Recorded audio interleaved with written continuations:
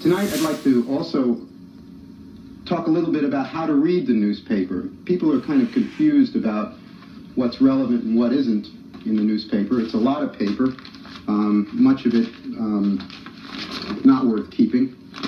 This is a copy of the Burlington Free Press, and I want to use that as an example. The first thing I could advise people who are confronted with information overload is the safest bet is not to read the newspaper every day. If you read the newspaper every day, you'll only get confused.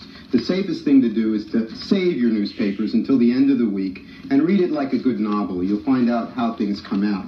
The second point is to list your questions. Going into any kind of reading or research without knowing what you want to know only confuses you further. So list your questions. So I made a list of questions that I wanted answered from the newspaper last week. And here, Lauren is going to help me. These are my questions. But the other point is that you can't just take this whole paper. It's very bulky. It's hard to read. Everybody knows newspapers are difficult to handle. So what you need to know is how to read the newspaper, is how to reduce the newspaper and eliminate the fat. Here's a Burlington Free Press. First thing you do is you open it to the center spread and you rip it down the middle. This makes the pages a lot more easy to handle.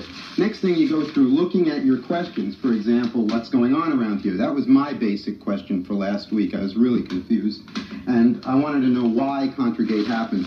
So I went through and I looked, for example, federal key witness dies. That's an important story for me. So basically, having a scissor is better, but, you know, even without a scissor, just take the articles that you want, throw the rest away. Okay, you'll notice that when you do it this way, you end up with a much more manageable bunch of newspapers. You might end up with a pile just like this rather than a pile like that. Okay, my questions, I had 10 questions for last week, and I went through the newspapers to find out how to answer them. The first question is, why did this happen? You know, why did this and this was easy to figure out. I found it in the early December issue of the Free Press, December 5th, frustration. People were very frustrated in Washington. They weren't getting to do what they wanted to do. It's right there in the headline. Frustration is why we have a crisis. When did Reagan know? Everybody wants to know when Reagan knew. Okay, at first, Reagan denied everything. He denied knowing anything. And that was early in December, December 6th. But eventually we found out Reagan did know a little bit. McFarlane points finger at President. Well, what I found from reading these two articles is that Reagan knew about this at least a year ago, but in all likelihood he forgot, and so really he didn't know. Is Bush telling the truth? This has been a particular concern to me, and for those kind of tough questions, I always have to turn to David Broder, who has the answers if no one else doesn't. I just want to read you a paragraph of this. What George Bush has done on this occasion, as on others, is to tell the truth, but not the whole truth.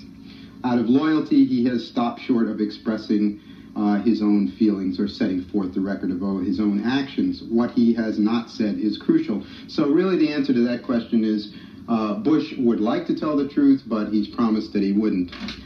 Is Ed Meese telling the truth? Well, I had to look at a couple of newspapers. The New York Times is very helpful. After Ed Meese investigated the scandal, the FBI started investigating Ed Meese. Basically what Ed Meese did was he called off an investigation into apparently illegal arms shipments to Nicaraguan rebels, and when the FBI asked him why, he told them that it would imperil secret negotiations for release of American hostages in Lebanon. Now, if Ed Meese didn't know what was going on, the New York Times asked, why would Ed Meese have not asked what American hostages have to do with supplies for Nicaraguan rebels?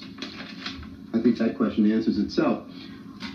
I was also worried about who's the administration going to call on to solve these problems. They have a crisis. So that's my fourth question. If you have a scandal, who are you going to call? That was in the Burlington Free Press. Nixon. Obviously, the real expert about this kind of situation is Richard Nixon. And Richard Nixon had some very plain advice, very simple advice.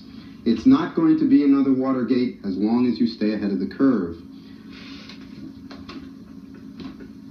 Okay, a lot of stress has been caused by this for people like Bill Casey, for example. So when the going gets tough, what do the tough do in Washington? Well, as we all know, the tough have brain seizures. We may see a little more of that in the future. But, I mean, when you get beyond that, what is really happening in Washington, D.C.? Again, David Broder, the ultimate insider, has the answer. There are two groups of people. You can put that down. That's okay. It's getting a little difficult, I know. There are two kinds of people in Washington right now. There are grown-ups and juveniles. The grown-ups recognize that this is a disaster. The juveniles, of course, have no sense, and they're involved in an orgy of Reagan bashing. And David Broder suggests that we have to be spared these juveniles who won't learn or can't understand that the presidency is too damned important for their mock war games. What did Oliver North do wrong? Who's to blame? Well, that's a very important one, yeah. Who's to blame? The list is quite long. I had to go to USA Today for that. They had a list of all the people to blame. Basically, I found out that really this is not Iran-gate. It's Iran, Israel, Switzerland, Nicaragua, El Salvador, Costa Rica, Canada, Salt Lake City-gate. All those people are involved. There are interests throughout the world involved, and really you could have quite a long list. If you wanted, however, to get information on your own, you'd have to go to the NSC. Now, the question is, how do you get information out of the NSC?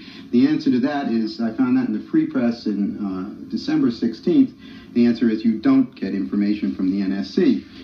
NSC rules require that all requests for comments from its staff members be routed through the Council's public affairs spokesman. What that means is essentially that all the information we're getting has been coming from official sources from the NSC.